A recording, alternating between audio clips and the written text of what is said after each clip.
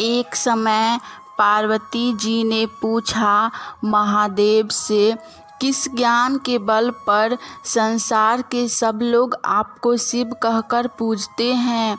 मृग छाल ओढ़े और अपने सभी अंगों में शमशान की विभूति लगाए, गले में सर्प और नरमुंडों की माला पहने हुए हो, इनमें तो कोई भी पवित्र नहीं है, फिर आप किस ज्ञान से पवित्र माने जाते हैं? तब महादेव ने उत्तर दिया कि हे प्रिय, सुनो, मैं गीता ज्ञान को अपने हृदय में धारण करने से पवित्र माना जाता हूँ। इस ज्ञान से मुझे बाहर के कर्म नहीं व्यापते। तब पार्वती जी ने कहा कि हे भगवान, जिस गीता ज्ञान की आप ऐसी स्तुति करते हैं, उसके श्रवण करने से कोई कृतार्थ भी हुआ है? महादेव ने उत्तर देते हुए कहा कि इस ज्ञान को सुनकर बहुत से जीव कृतार्थ हुए हैं और आगे भी होंगे। मैं तुम्हें एक पुरातन कथा कहता हूँ, तुम सुनो। एक समय पाताल लोक में शेषनाग की शैया पर श्री नारायण जी नैन मूंद कर आनंद में मग्न थे। उस वक्त भगवान के चरण दबाते हुए लक्ष्मी जी ने पूछा, हे प्रभु, निद्रा और आलस्य तो उन पुरुषों को आता है जो जीव तामसी होते हैं, फिर आप तो तीनों गुणों से अतीत हो, आप तो वासुदेव हो, आप जो नेत्र मूंद रहे हो, इससे मुझको बड़ा आश्चर्य हो रहा है। तब नारायण जी ने उत्तर देते हुए कहा, हे लक्ष्मी, मुझको निद्रा आलस्य नहीं व्याप्तता। एक शब्द रूप जो भगवत गीता है, उसमें जो ज्ञान है उसके आकार रूप है। यह गीता शब्द रूप अवतार है। इस गीता में यह अंग है। 5 अध्याय मेरे मुख हैं, 10 अध्याय मेरी भुजा है, 16वां अध्याय मेरा हृदय और मन और मेरा उदर है, 17वां अध्याय मेरी जंघा है, 18वां अध्याय मेरा चरण है।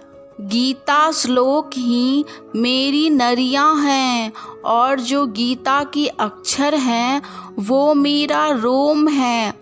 ऐसा मेरा शब्द रूपी जो गीता ज्ञान है, उसी के अर्थ मैं हृदय में विचार करता हूँ और बहुत आनंद प्राप्त होते हैं। लक्ष्मी जी बोली, हे नारायण, जब श्री गीता जी का इतना ज्ञान है तो उसको सुनकर कोई जीव कृतार्थ भी हुआ है? मुझे बताइए। तब श्री नारायण ने कहा, हे लक्ष्मी, गीता ज्ञान को सुनकर बहुत से जीव कृतार्थ हुए हैं, सो तुम श्रवण करो। एक व्यक्ति था जो चंडालों के कर्म करता था और तेल नाम का व्यापार करता था। उसने एक बकरी पाली। एक दिन वह बकरी चराने के लिए वन में गया और वृक्ष से पत्ते तोड़ने लगा। वहाँ उसे एक सांप ने डस लिया, जिससे वह तुरंत मर गया। मरने के बाद उसने बहुत से नरक भोगे और फिर उसका जन्म बैल के रूप में हुआ। उस बैल को एक भिक्षुक ने मोल लिया।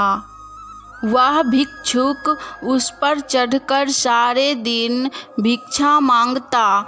फिर जो कुछ भिक्षा मांग कर लाता वह उसे अपने परिवार के साथ मिलकर खाता और वो बैल सारी रात द्वार पर खड़ा रहता। उसके खाने पीने का भी कोई ख्याल नहीं करता था और सुबह होते ही बैल पर चढ़कर फिर से भिक्षा मांगने निकल जाता। जब बहुत दिन हो गए तो वह बैल भूख से गिर गया, लेकिन उसके प्राण नहीं निकले।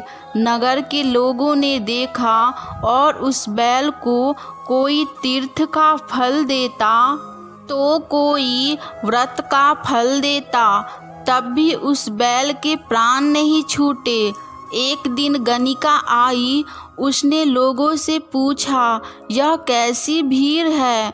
तो उन्होंने कहा कि इसके प्राण नहीं निकलते, अनेकों पुण्य का फल दे रहे हैं तो भी इसकी मुक्ति नहीं होती। तब गणिका ने कहा कि मैंने जो कर्म किया है उसका फल मैंने इस बैल को दिया है। इतना कहते ही बैल की मुक्ति हो गई। तब बैल ने एक ब्राह्मण के घर जन्म लिया। पिता ने उसका नाम सूरशमा रखा। उसके पिता ने उसे पढ़ाया लिखाया। उसको अपने पिछले जन्म का सब कुछ याद था। उसने एक दिन मन में विचार किया, जिस गणिका ने मुझे बैल की योनि से छुड़ाया था उसका दर्शन करूं। वह चलते चलते गणिका के घर गया और कहा, आप मुझे पहचानती हैं? गणिका ने कहा, मैं नहीं जानती, तुम कौन हो? तब उसने कहा कि मैं वही बैल हूँ जिसको आपने अपना पुण्य दिया था। तब मैं बैल की योनि में जन्मा था, अब मैं विप्र के घर जन्मा हूँ। आप अपना पुण्य बताएं। गणिका ने कहा कि मैंने अपने जाने कोई पुण्य नहीं किया, परंतु मेरे घर एक तोता है। वह रोज सवेरे कुछ पढ़ता है, मैं उसका वाक्य सुनती हूँ। उस पुण्य का फल मैंने तुम्हें दे दिया। तब उस बालक ने तोते से पूछा कि तुम सवेरे क्या पढ़ते हो? तोता ने कहा, मैं पिछले जन्म में विप्र का पुत्र था।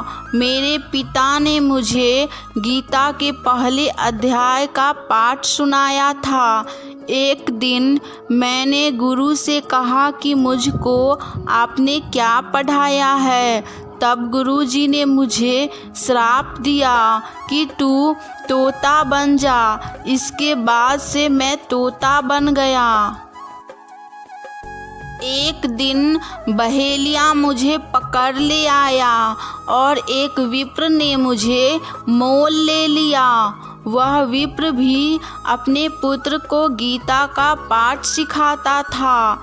जब मैंने भी यह पाठ सीख लिया, उसी दिन विप्र के घर में चोर घुस गए। उन्हें धन तो प्राप्त नहीं हुआ, लेकिन वह मेरा पिंजरा उठा ले आया। उनकी यह गणिका मित्र थी। वह मुझे उसके पास ले आए। सो मैं नित्य प्रातः गीता जी के पहले अध्याय का पाठ करता हूँ, जिसे यह गणिका सुनती है। पर इस गणिका को समझ में नहीं आती जो मैं पढ़ता हूँ। वही इस गणिका ने तुझे दिया था। वह श्री गीता जी के पहले अध्याय का फल था। जब विप्र ने कहा कि हे तोते, तू भी विप्र है, मेरे आशीर्वाद से तेरा कल्याण हो। सो हे लक्ष्मी, विप्र के इतना कहते ही वह तोता भी मुक्ति को प्राप्त हो गया। तब गणिका ने बुरे कर्म छोड़ भले कर्म ग्रहण किए और नित्य स्नान करके श्री गीता जी के प्रथम अध्याय का पाठ करना शुरू कर दिया, जिससे उसको भी मुक्ति मिल गई। इसीलिए हमें गीता का ज्ञान प्राप्त करना चाहिए। रोज प्रातःकाल अपने घरों में गीता का पाठ करना चाहिए और अपने बच्चों में भी गीता का ज्ञान देना चाहिए। इससे हमें मुक्ति की प्राप्ति होती है। महाभारत के समय रणभूमि में भगवान श्री कृष्ण ने अर्जुन को ज्ञान दिया था। वह गीता में बताया गया है। गीता में ऐसी बहुत सी बातें हैं जो मनुष्य को जीवन की कई कठिनाइयों को आसान बनाती है। इतना ही नहीं, गीता पर मनुष्य को बहुत सी नई जानकारियाँ भी मिलती है। साथ ही हर अध्याय के नियमित पाठ का अपना लाभ और महत्व है। गीता के पहले अध्याय का नाम अर्जुन विषाद योग है। इस अध्याय में कुरुक्षेत्र में मैदान में उपस्थित बंधुओं और संबंधियों को सामने देखकर अर्जुन के मन में उठे विषाद और मनः स्थिति का वर्णन किया गया है। साथ ही गीता का प्रथम अध्याय बहुत ही महत्वपूर्ण है, क्योंकि इसमें हमें मुक्ति प्राप्त होती है, इसकी जानकारी दी गई है।